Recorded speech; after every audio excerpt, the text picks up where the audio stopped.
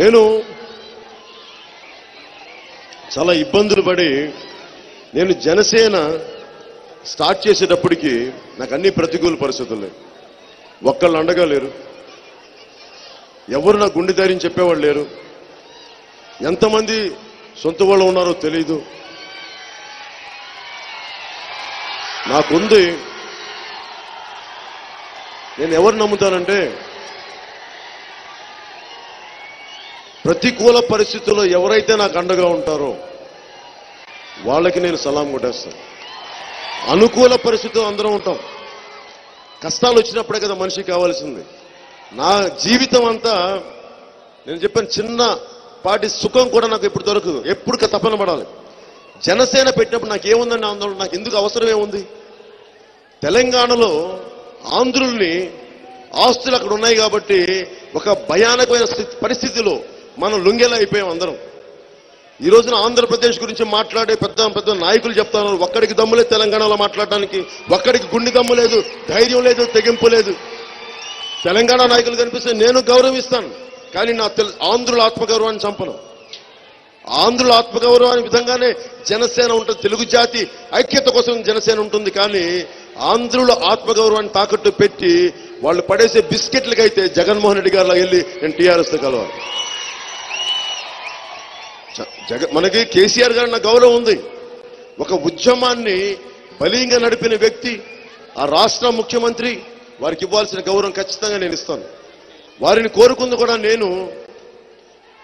నిన్న కేసీఆర్ గారు చెప్తా ఉన్నారు, స్పెషల్ కేటగిరీ స్టేటస్ మేము ఒప్పుకుంటున్నాం, మేము ఫైట్ చేస్తామంటే, అసలు మీరు 5 సంవత్సరాలు ఎందుకండి వెయిట్ చేస్తారు? నిజంగా మనసే ఉంటే మీరు 5 సంవత్సరాలు చంద్రశేఖరరావు గారికి, తెలంగాణ ముఖ్యమంత్రి చంద్రశేఖరరావు గారికి, నిజానికి ఆంధ్రప్రదేశ్కి స్పెషల్ కేటగిరీ స్టేటస్ ఇవ్వాలని మీకు మనస్సు వాంఛ ఉంటే మరి ఇన్ని సంవత్సరాలు ఎందుకు? మీరు మొన్నట్టు మాట్లాడి ఉండొచ్చు కదా, ఏ రోజున మీరు మాట్లాడలేదు. నో కాన్ఫిడెన్స్ మోషన్ అప్పుడు కూడా మీరు ఆ తెలంగాణ మేము ప్రభుత్వాన్ని నమ్మమని చెప్పారు, కానీ ఆంధ్రప్రదేశ్కి స్పెషల్ కేటగిరీ స్టేటస్ ఇవ్వాలి అన్న ఒక్క రోజున కూడా మీరు మాట్లాడలేదు. అలాగే పోలవరం ప్రాజెక్టు మేము అడ్డు కాదన్నారు, మీరు అడ్డొస్తారో లేదు, మీరు అడ్డొచ్చిన పోలవరం కట్టి తీరుతాం, అది వేరే సంగతి, అది వేరే పద్ధతి. నేను అనుకుంటుంది జగన్మోహన్ రెడ్డి గారు ఉన్నారు, మనకి కేసీఆర్ గారు ఉన్నారు, మీరు ఇదే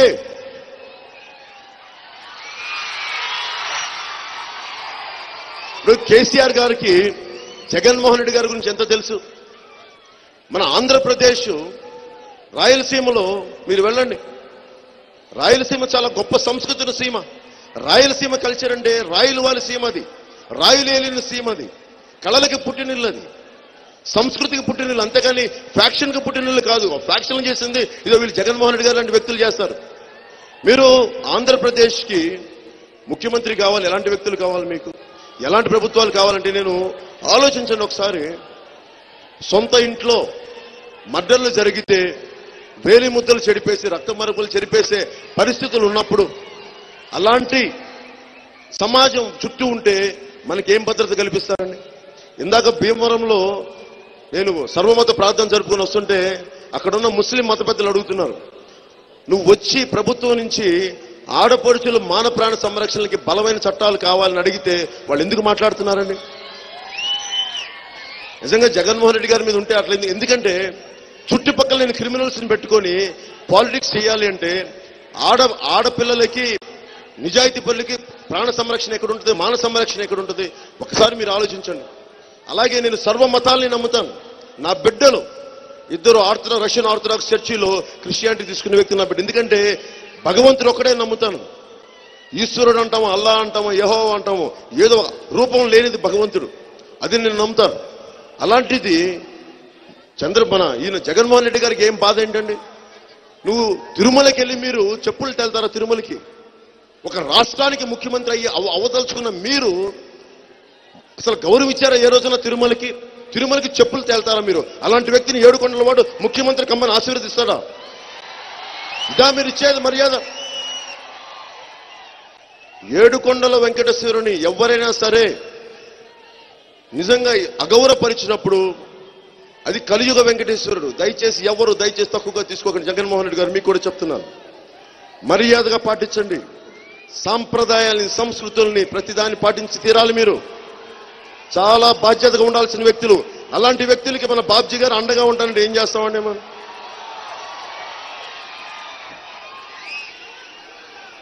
అలాగే కేసీఆర్ గారికి అడగదలుచుకున్నాను.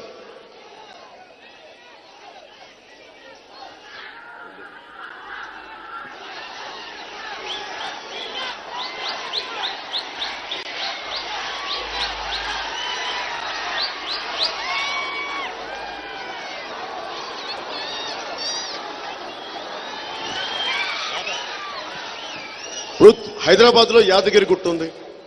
యాదగిరి గుట్టకి జగన్మోహన్ రెడ్డి గారు చెప్పులేసుకుని వస్తే కేసీఆర్ గారు ఒప్పుకుంటారా? అంటే తెలంగాణ నరసింహస్వామి వేరును ఆంధ్ర నరసింహస్వామి వేరుంటారండి, లేదా తెలంగాణ వెంకటేశ్వర వేరును ఆంధ్రాకి వెంకటేశ్వర వేరుంటారండి? మరి అలాంటి వ్యక్తికి మన కేసీఆర్ గారు సపోర్ట్ చేస్తే ఎట్లా? మీకేమో జగన్మోహన్ రెడ్డి గారు తెలంగాణలోకి రాకూడదు అంటే ఎవరు ఆంధ్ర వాళ్ళు ఎవరు రాకూడదు తెలంగాణలోకి, మీరు వచ్చి తెలంగాణలో చేయొచ్చని నేను ఒకటే అడుగుతాను. పాలకుల నుంచి పెద్దలు కేసీఆర్ గారు ఒకటే అడుగుతున్నాను. నిజంగా చంద్రబాబు గారిని విముక్తి చేయాలంటే చంద్రబాబు విమోచన సమితిలో పార్టీ పెట్టండి ఆంధ్రప్రదేశ్లో. వారి తరపున అభ్యర్థులు నిలబెట్టి చంద్రబాబు గారిని రక్షించండి, సంతోషపడతాం.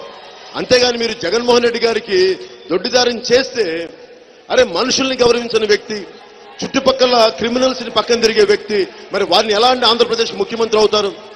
కలియుగ వెంకటేశ్వరుడు ఆయన వెంకటేశ్వర స్వామికి ఆయన పాద చెప్పులేసుకుని లోపలికి వెళ్తాడు గుడికి. ఆయనతో ఏం మాట్లాడతాం?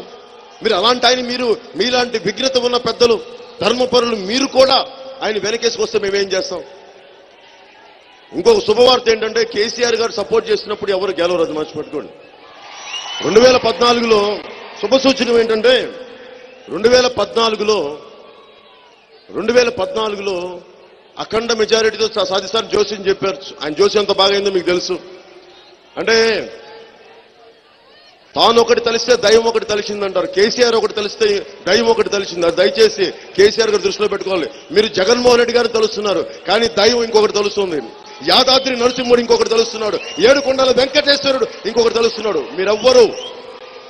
మీరెవ్వరు ముఖ్యమంత్రులు కావచ్చు, ప్రధానమంత్రులు కావచ్చు, గొప్ప గొప్ప వేల కోట్ల అధిపతులు కావచ్చు, కానీ భగవంతుడి ముందు, తల్లి ముందు, యెహోవా ముందు, అల్లా ముందు, ఈశ్వరుడి ముందు మీరందరూ చాలా చాలా సామాన్యులు. గుర్తుపెట్టుకోండి, తగ్గి ఉండడం నేర్చుకోండి. అందరూ తగ్గి ఉండటం. ప్రకృతి పంచభూతాల కంటే మీరెవరు ఎక్కువ కాదు.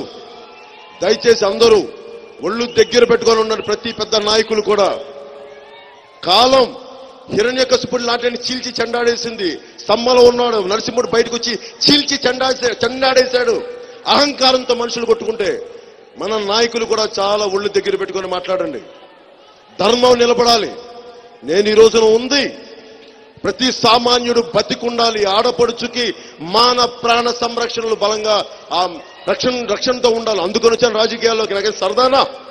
ఎండల్లో తిరిగేసి వేల కోట్లు వదులుకొని 100 కోట్లు సంపాదించగలిగే శక్తి ఉంది. దమ్ము లేక, తెగింపు లేక సంపాదించగలిగే శక్తి లేక కాదు.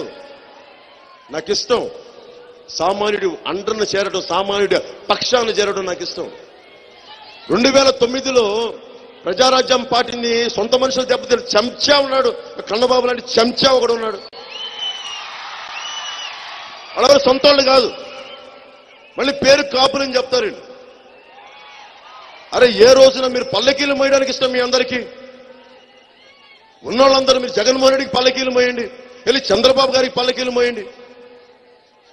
అరే నేను మోస్తుంది కులానికి పల్లకీలు మోయటం, నేను మోస్తుంది ఒక సామాన్యులకి, ఒక ఆడపడుచులకి, దళితులకి, మాయావతి గారికి, వాళ్ళందరం ఎక్క వాళ్ళని మోస్తున్నాను. మాయావతి గారికి ఎందుకు పాదాలకి నమస్కారం చేస్తారంటే, ఒక ఆడపడుచు ఇందిరాగాంధీ గారి కూతురు కాదు, మన జవహర్లాల్ నెహ్రూ కూతురు కాదు ఆవిడ. కవిత గారిలాగా కేసీఆర్ గారి కూతురు కాదు. జగన్మోహన్ రెడ్డి గారిలాగా ఒక ముఖ్యమంత్రి బిడ్డ కాదు ఆవిడ. కానీ కింద నుంచి ఒక పోస్టల్ క్లర్క్ కూతురు ఆవిడ. బస్తీల్లో పెరిగి 100 కిలోమీటర్ రోజు సైకిల్ తొక్కి చిన్న టీచర్గా ఉద్యోగం చేసి అసమానతల మీద పోరాడి ఆవిడ ఈ రోజున 4 సార్లు ముఖ్యమంత్రి అయ్యారు ఉత్తరప్రదేశ్కి. అలాంటి ఆవిడ ఈ రోజున జనసేన పిలిపించారు నన్ను. నువ్వు ప్రజలకి పనిచేసేవాడిని, నీకు అండగా ఉంటానని చెప్పి ఆ తల్లి ఆశీర్వాదం ఇస్తే ఆవిడ నా అక్క కాదు, నా తల్లి, నా మాతృమూర్తి చెప్పి ఆవిడ పాదాలకి మనస్ఫూర్తిగా ఎందుకు నమస్కరించానంటే, మాటలతో తప్పించుకునే వ్యక్తి కాదు మోదీ గారిలాగా ఆవిడ. చక్కటి తీయటి మాటలు చెప్పేసి చేతిలో మన కూర్చోబెట్టి చేతు రాసే వ్యక్తి కాదు ఆవిడ. మాటలు కటువుగా ఉంటాయి, మనసు విన్న మాయావతి గారిది. అలాంటి మాయావతి గారిని ముఖ్యమంత్రి, తెలంగాణ ఏర్పడిందే దళితుల్ని ముఖ్యమంత్రి చేస్తాను, అది జరగలేదు. కానీ మేము ఈ దేశానికి మాయావతి గారు ప్రధానమంత్రి కావాలని మనస్ఫూర్తిగా నేను కోరుకుంటున్నాను. మా ఎంపీలు గెలిస్తే ఎవరికి ఉపయోగపడతాయి? మాయావతి గారికి ఉపయోగపడితే సామాజిక న్యాయానికి ఉపయోగపడుతుంది. అలా కాకుండా జగన్మోహన్ రెడ్డి గారు గెలిచారనుకో, ఎంపీలు గెలిచారనుకుందాం, ఎవరు గెలుస్తున్నారు? కలియుగ వెంకటేశ్వరుడిని చెప్పులు తెల్లే వ్యక్తి గెలుస్తున్నాడు. అది మీకు ఆ పాప మీరు మూట కట్టుకోవాలంటే సంతోషం, మీరు వెనక్కి వెళ్ళండి, సపోర్ట్ చేయండి. అలాగే చంద్రబాబు గారు అన్నారు, పంచభూతాలని అడ్డంగా దోచేశారు, ఇసుక మాఫియా పుడమి తల్లిని తవ్వేశారు అడ్డగోలుగా. హిరణ్యకశిపుడి నుంచి అవతారాలన్నీ వచ్చింది, ఎవడైతే భూమిని చుట్టబెట్టేద్దాం ఉంటాడో వాటిని చంపేయడానికి అవతారాలు వచ్చినాయి. ఈ రోజున ప్రతి ఎమ్మెల్యే ఇసుక భూ కబ్జాలతోటి మయమైపోయింది. వీళ్ళందరికీ ఒకటే ఒక శిక్ష, సాక్షాత్తు భగవంతుడు మీ రూపంలో వచ్చి ఓట్ల రూపంలో తెలుగుదేశం పార్టీని కడిగి పారి దూరంగా ఇసిరి పారేయాలి తెలుగుదేశం. మీరు ఆలోచించి ఓటేయండి, నేను మిమ్మల్ని రెచ్చగొట్టట్లా. భూగర్భాన్ని దోస్తే పర్యావరణం దెబ్బతింటుంది, ఎంత జాగ్రత్తగా తీయాలని ఇంగిత జ్ఞానం లేదు తెలుగుదేశం నాయకులకి. అన్నం పెట్టి రైతుని కేసులు పెడతారు. ఇవన్నీ కాకుండా నేను మీకు అండగా ఉండేవాడిని.